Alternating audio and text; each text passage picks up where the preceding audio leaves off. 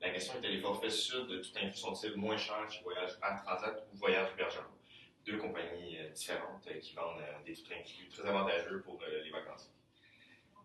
Pour ce faire, nous avons dû décider les pays les plus populaires dans le sud. Donc, pour choisir les plus populaires, nous sommes allés voir les forfaits tout inclus les plus avantageux en fait pour les vacanciers et les pays les plus visités dans le sud, bien sûr. Nous sommes arrêtés sur trois pays principalement qui possédaient les caractéristiques qu'on cherchait. Ces pays sont le Mexique, Cuba et la République dominicaine.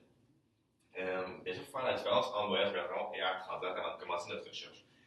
Voyage Bergeron, c'est bon à savoir qu'ils offrent des remises en argent sur plusieurs forfaits tout inclus. Donc, une remise en argent de 75 95 100 ça dépend du forfait en question. Il y a beaucoup plus de rabais que sur Air Transat. Et aussi, on a remarqué que sur Voyage Bergeron, certains forfaits Air Transat étaient offerts, alors que sur Voyage Air Transat, il y avait seulement des forfaits Air Transat. Par la suite, notre choix d'échantillon était qu'il fallait choisir un grand échantillon, malgré la très grande population. La population est gigantesque, il y a des milliers de possibilités de forfaits. Alors, bien sûr, il fallait avoir un échantillon plus grand que 30. Et il fallait choisir à quel moment de l'année on choisirait nos forfaits tout inclus. Pour ce faire, on a choisi 5 périodes de l'année, 2 dans la basse saison et 3 dans la plus haute saison pour voir les moments les plus achalandés. La basse saison, on a choisi le mois de mai et le mois de septembre. On a pu voir que les prix étaient différents du mois de janvier, juin, juillet, qui sont eux la haute saison. Pour ce faire, nous avons récolté 247 données pour pouvoir faire notre recherche et nous avons commencé par un test d'hypothèse. Merci. Donc, pour notre test d'hypothèse, on a deux variables.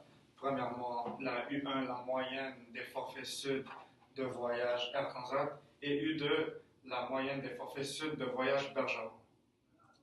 On a H0 qui est U1 moins U2 plus petit que 0. Ça va nous dire les forfaits sud tout inclus sont moins chers chez Air Transat. Ensuite, on a H1 qui est U1 moins U2 plus grand que 0. Les forfaits sud tout inclus sont moins chers chez Voyage Bergeron. Donc, pour commencer, on a relevé les moyens échantillonnales. On a la moyenne échantillonnale de Voyage Bergeron qui est de 1354,21 $ et la moyenne pour Air Transat qui est 1404,77 $. Ensuite, on a pris les écart-types moyens pour chacun. Donc, pour Voyage Bergeron, l'écart-type est de 237,58 $ et pour Air Transat, l'écart-type moyen est de 274,32 $. Donc, est-ce que Voyage Bergeron propose un meilleur prix? On sait que la moyenne pour Voyage Bergeron est plus petite et que l'écart-type aussi est plus petit. Mais non, il faut procéder d'abord à un test d'hypothèse. Donc, on a fait notre test d'hypothèse avec le gabarit Excel qui nous a été fourni, donc données à parier, et on a fait la différence des moyennes et la différence des écart-types avec la taille d'échantillon de 247. La moyenne a été de 50,55 et l'écart-type de 36,74.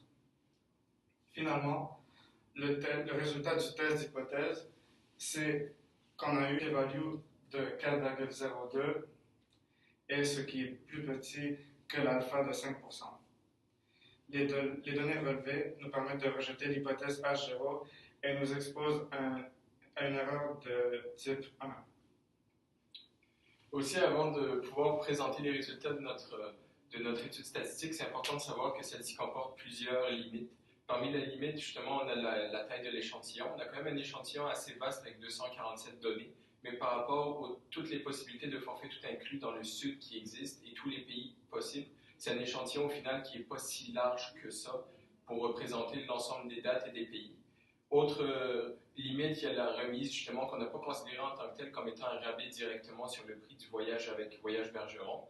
Donc, on l'a constaté, mais on ne l'a pas rentré directement dans les prix en faisant une soustraction. Et la dernière, c'est la volatilité aussi des prix au niveau des forfaits de voyage. On sait que ce n'est pas quelque chose qui reste fixe d'une journée à l'autre, d'une heure à l'autre, ça peut varier. Donc, nos données représentent une estimation ponctuelle à ce moment-là, mais ça ne peut pas être généralisé. Pour ce qui est des résultats au niveau de Cuba, on a remarqué qu'il y avait une différence qui est quand même notable pour tout ce qui est haute saison. Au niveau de la haute saison, il y a des très bonnes différences au niveau des prix. Au niveau de la basse saison, par contre, c'est souvent très équivalent. Ce qu'on a remarqué qui explique ça, c'est que les voyages Bergeron offrent à ces périodes-là des forfaits qui viennent de chez Air Transat. Donc forcément, les prix sont très similaires, étant donné que c'est le même fournisseur. Pour ce qui est de la République dominicaine, on a un prix qui est très différent et qui est avantageux par rapport à Voyage Bergeron en permanence. Et ça, peu importe la période. C'est à peu près la même chose pour le Mexique. Au niveau du Mexique, les prix sont plus élevés avec Air Transat qu'avec Air Voyage Bergeron. Pour ce qui est du résultat global, les prix sont plus avantageux avec Voyage Bergeron, peu importe la période. Et c'est justement ce qu'on a pu remarquer, surtout qu'à aucun moment on a eu une donnée qui était plus élevée chez Voyage Bergeron que chez Voyage Air Transat.